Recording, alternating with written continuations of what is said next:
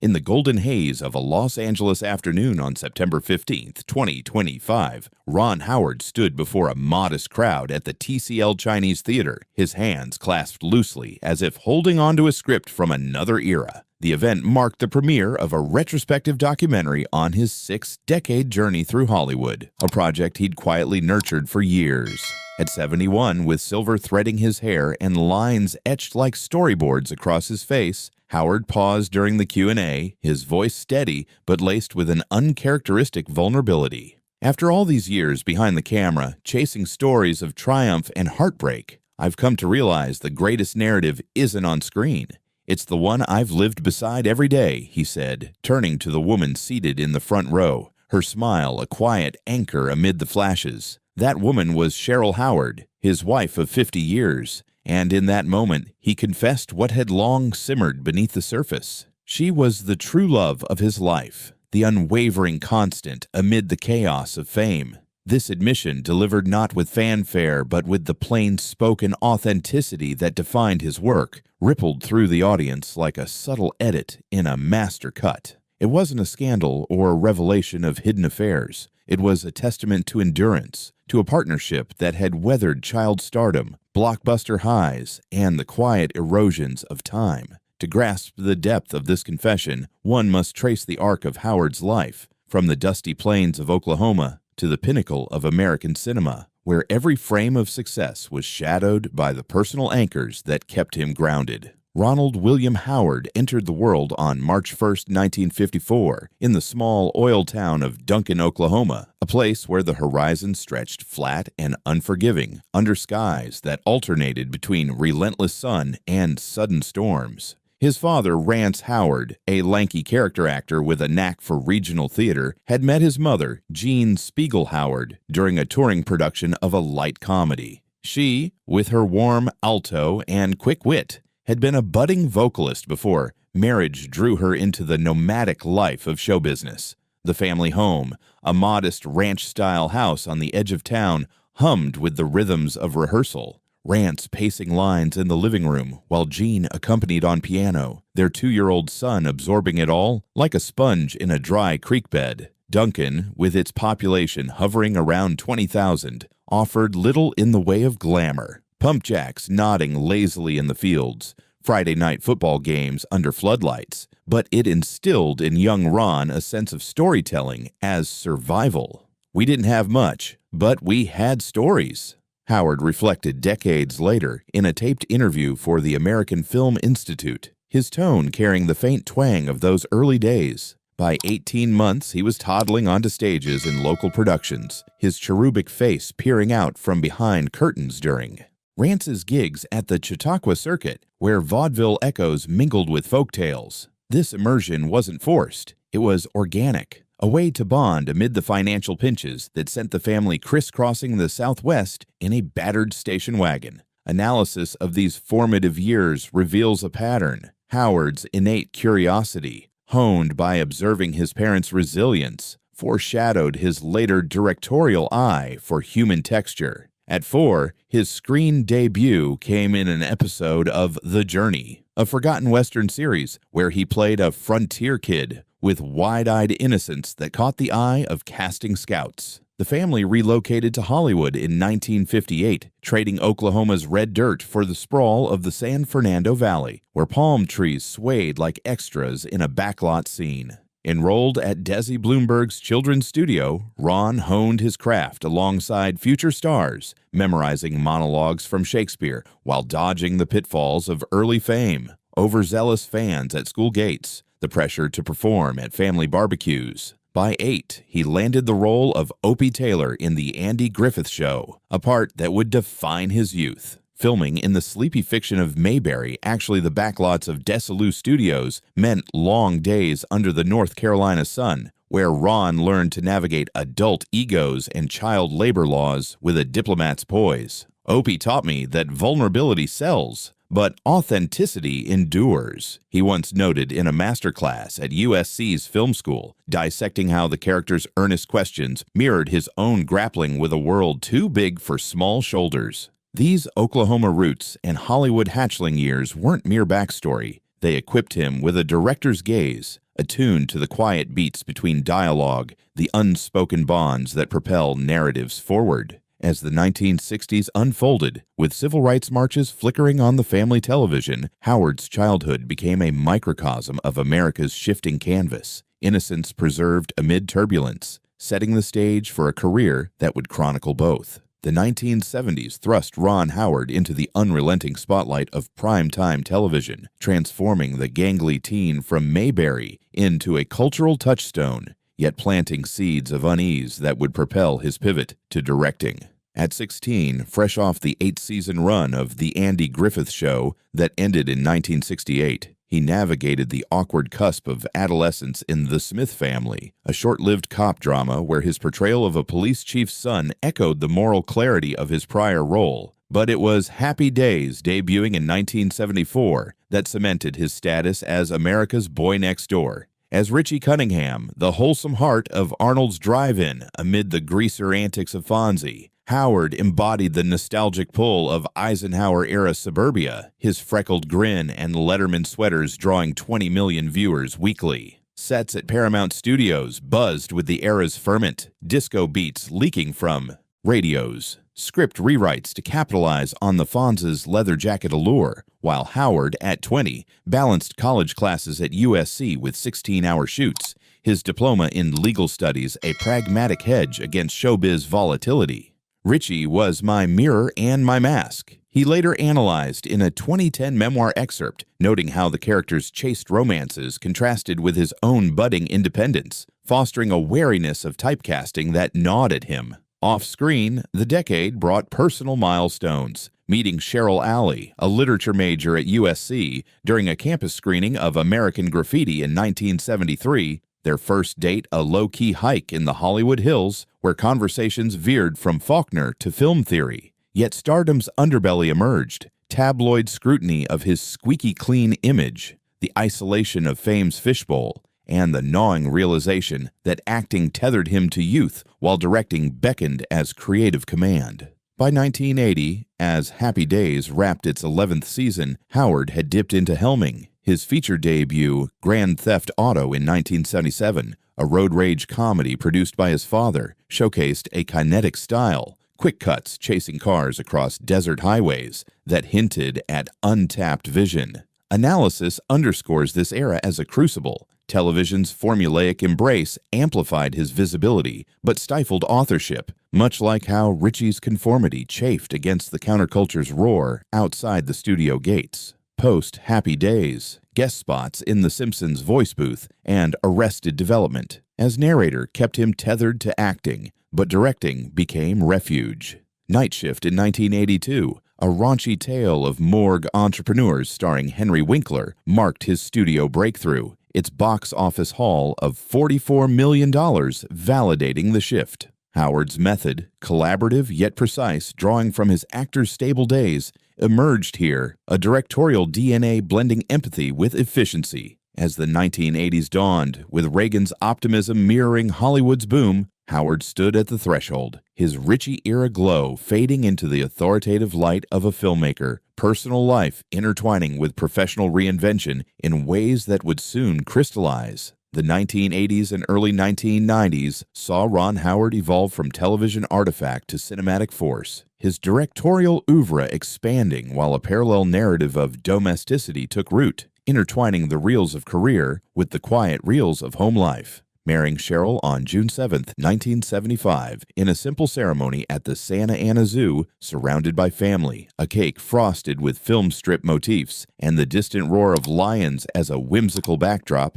Howard committed to a partnership that would outlast most Hollywood unions. Cheryl, with her sharp editorial eye and grounding presence, became his first reader for scripts. Her feedback, a steadying force amid the industry's tempests. Their first child, Bryce Dallas Howard, arrived in 1981, followed by twins Jocelyn and Paige in 1985, and Reed in 1987, transforming their North Hollywood home, a sprawling craftsman with a backyard swing set and screening room, into a haven where baby monitors hummed alongside editing bays. Family was my cutaway shot, the breath between takes. Howard observed in a 1995 profile, illustrating how fatherhood infused his work with tenderness, evident in the paternal arcs of Splash, his 1984 mermaid fable that grossed nearly $100 million on a tight budget. Its whimsical romance, a nod to his own fairy tale meeting with Cheryl. Cocoon in 1985, a poignant meditation on aging and wonder, starring Donna Mache and Wilford Brimley, earned him his first Oscar nomination for Best Director. Its underwater sequences, filmed in shimmering Florida pools, mirroring the fluid grace he sought in balancing set demands with diaper changes. Analysis of this period highlights Howard's adeptness at genre hopping. From the buoyant fantasy of Willow in 1988, a Tolkien-esque quest that blended practical effects with his growing mastery of visual storytelling, to the heartfelt dramedy of Parenthood in 1989, co-written with Lowell Gans and Babaloo Mandel, where he drew from his own parenting lexicon to capture the chaos of raising 4 under 8. Backlash came with The Paper in 1994, a newsroom satire that critics deemed frenetic, yet it underscored his versatility, even as personal strains surfaced. Cheryl's quiet battle with postpartum adjustments, the logistical maze of shuttling kids to soccer amid location scouts. By the mid-1990s, Imagine Entertainment, co-founded with Brian Grazer in 1986, had become a powerhouse, shepherding projects like Kindergarten Cop while affording Howard creative autonomy. Backdraft in 1991, a fiery thriller with Kurt Russell battling infernos,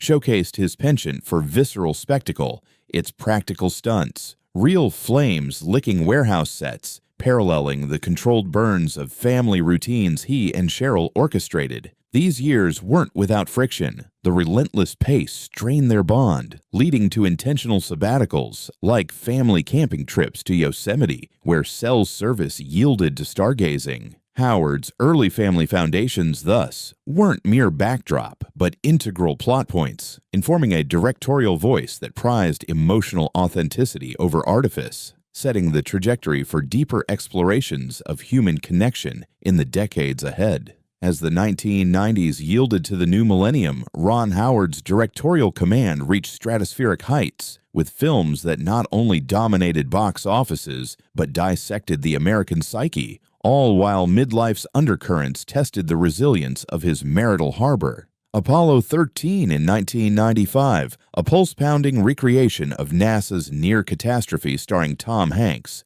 grossed nearly $400 million worldwide. Its zero-gravity sequences, achieved through Vomit Comet flights and innovative harness rigs, earning universal acclaim and cementing Howard's reputation for technical wizardry fused with humanistic depth. We weren't just simulating space, we were capturing isolation's terror, he elaborated in a post-premiere panel, drawing parallels to his own feelings of detachment during long shoots away from Cheryl and the children, who by then ranged from preteens to emerging adults. The film's 6 Oscar nominations, including Best Picture, validated Imagine's model, producer Grazer's deal-making paired with Howard's on-set empathy, a synergy that birthed Ransom in 1996, a taut kidnapping thriller with Mel Gibson that explored paternal desperation, echoing Howard's visceral fears for his daughter's safety in a fame-adjacent world. Yet midlife pressures mounted. At 45, Howard grappled with the existential itch of legacy, confiding to close collaborators about the hollow echo of acclaim without deeper purpose, a sentiment that permeated EdTV in 1999, a prescient satire on reality TV's voyeurism starring Matthew McConaughey, which critiqued the very exposure he'd navigated since childhood. Cheryl, pursuing her own path in education and philanthropy, founding a literacy program for underserved LA youth, became his sounding board, their marriage evolving through therapy sessions that addressed the imbalances of his peripatetic life. Analysis reveals this phase as Howard's most prolific, yet introspective. How the Grinch Stole Christmas in 2000, a Jim Carrey vehicle that recouped its massive budget through holiday ubiquity, showcased his flair for spectacle. But it was A Beautiful Mind in 2001 that transcended commerce, Chronicling mathematician John Nash's schizophrenia, the film, shot in muted Princeton palettes to evoke mental fracture, swept 4 Oscars, including Best Picture and Director for Howard, a triumph he dedicated on stage to Cheryl, whispering that her steadiness mirrored Nash's wife's unyielding support. Post-win, the family relocated to a sprawling Greenwich estate for a brief East Coast chapter, allowing Bryce, now studying drama at NYU, to flourish, while Howard helmed The Missing in 2003, a stark Western with Cate Blanchett that delved into frontier brutality, reflecting his fascination with history's unforgiving underbelly. Personal ebbs intruded. Reed's teenage rebellion tested parental mettle, prompting family interventions that reinforced Howard's belief in vulnerability as strength, a theme echoed in Cinderella Man in 2005, Russell Crowe's pugilistic redemption tale amid Depression-era grit. The Da Vinci Code in 2006, a global phenomenon grossed over $700 million, brought scrutiny, protests from religious quarters, debates on symbology, but also wealth that funded Imagine's expansions and Cheryl's expanded charitable ventures. Frost Nixon in 2008, a verbal joust between David Frost and Richard Nixon, returned Howard to intimate drama, its stage-to-screen fidelity, earning 3 Oscar nods and underscoring his evolution from popcorn entertainer to prestige auteur. Through these blockbusters, midlife's intimate pressures, empty nest whispers as Page pursued environmental activism, Jocelyn delved into music, wove tighter into the fabric of his work. With Cheryl as the unseen co-pilot, her influence a subtle dolly zoom pulling focus back to what truly mattered. The 2010s ushered Ron Howard into the digital frontier, where streaming upheavals and franchise demands reshaped Hollywood, compelling him to adapt while his partnership with Cheryl deepened into a profound symbiosis that sustained both personal equilibrium and professional daring. Angels and Demons in 2009, the Dan Brown sequel, maintained the thriller's momentum with Vatican-set chases, but it was Rush in 2013, a kinetic Formula One biopic pitting Chris Hemsworth against Daniel Bruhl that reignited critical fire, its rain-slick tracks evoking the high-stakes velocity of Howard's own career pivots. Racing is marriage. Trust in the unseen turns, he quipped during promotion, alluding to Cheryl's role in vetoing overambitious scripts, a dynamic that preserved their bond amid the twins' college transitions. Jocelyn to Berkeley for composition, Page to Yale for policy studies. In the Heart of the Sea in 2015, a Moby Dick prequel with Chris Hemsworth battling tempests, grappled with environmental themes, mirroring Page's activism and Howard's growing eco-consciousness, though its underperformance prompted a rare public reflection on risk's double edge. Cheryl, now a board member for the Environmental Media Association, co-hosted fundraisers at their revitalized LA compound, a solar-powered oasis with olive groves nodding to Howard's heritage, where industry peers mingled with conservationists, blending spheres seamlessly. Analysis positions this decade as Howard's most experimental. Inferno in 2016, another Brown adaptation, leaned into puzzle box intrigue, grossing over $200 million despite mixed reviews, while The Beatles' 8 Days a Week in 2016, his concert doc narrated by Whoopi Goldberg, captured Fab Four frenzy through restored Shea Stadium footage, earning a Grammy for its immersive edit. Family threads tightened. Bryce's directorial debut in 2017 with a Meryl Streep vehicle drew Howard's mentorship, his notes on trusting the frame's emotion passed down like heirlooms, while Reed's acting pursuits in indie circuits fostered father-son collaborations on set visits. Solo, a Star Wars story in 2018, stepping in mid-production after Phil Lord and Chris Miller's exit, showcased Howard's salvage expertise, reshoots in London fog, injecting heart into Han Solo's roguish origin, yielding a billion-dollar haul and fan redemption. Yet digital shifts loomed. Hillbilly Elegy in 2020, a Netflix adaptation of J.D. Vance's memoir starring Glenn Close, polarized with its Rust Belt rawness, prompting Howard to defend its intent in op-eds as a mirror to his Oklahoma origins, not polemic. Cheryl's influence shown here, her literary background shaping the adaptation's emotional core. The pandemic halted momentum, confining Howard to virtual Zooms with Grazer, but it crystallized priorities. Family game nights via FaceTime, where Bryce's twins, His first grandchildren babbled through screens, reigniting paternal sparks. 13 Lives in 2022, a claustrophobic cave rescue thriller with Viggo Mortensen, streamed on MGM+, its submarine shots a testament to post-COVID ingenuity. While Rebuilding Paradise in 2020, an HBO doc on California's wildfires wove personal loss, friends' homes razed, with communal grit. Through this navigation, the Howards partnership evolved into quiet advocacy, joint appearances at Sundance panels on work-life alchemy, Cheryl's memoir, Outlines on Resilience in the Arts. The decade's end found them reflective, Howard teasing a passion project on unsung American inventors, with Cheryl as producer, their synergy a bulwark against industry's churn, proving that in the digital age, true north remained the personal. Approaching 70, Ron Howard entered a contemplative phase in the early 2020s, where late career projects served as prisms refracting past glories and future uncertainties,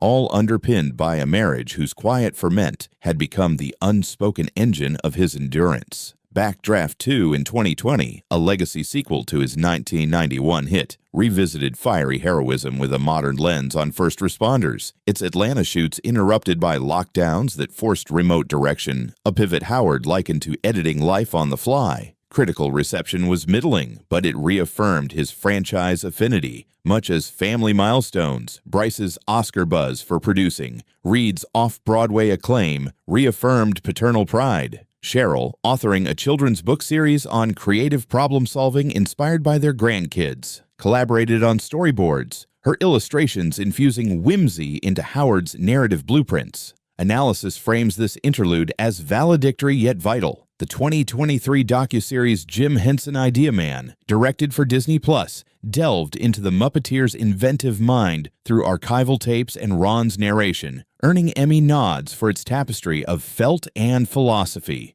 a thematic kin to Howard's own puppeteering of actors.